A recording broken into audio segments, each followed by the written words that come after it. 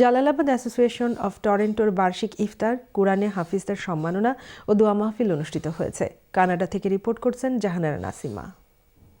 Jalalabad association of টরন্টোর বার্ষিক ইফতার দোয়া মাহফিল অনুষ্ঠিত হয় টরন্টোর বায়তুল আমান জামে মসজিদে। সংগঠনের সভাপতি মাহবুব চৌধুরী রনি ও সাধারণ সম্পাদক মেহেদী শরীফ মারুফ সবাইকে ইফতার মাহফিলে অংশগ্রহণের জন্য আন্তরিক ধন্যবাদ ও কৃতজ্ঞতা জানান। উক্ত ইফতার পার্টিতে ১৯ জন হাফিজকে সম্মাননা প্রদান করা হয়।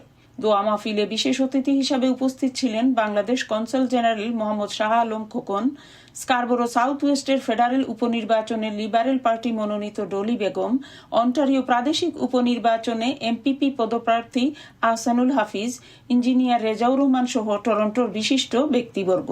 ইফতার মাহফিলের আহ্বায়কের দায়িত্বে ছিলেন হাবিবুর রহমান চৌধুরী মারুফ, সদস্য সচিব মনসুর আহমেদ সহ সংগঠনের কর্মকর্তাবৃন্দ। কানাডা থেকে Jahanara Nasima, channel S news.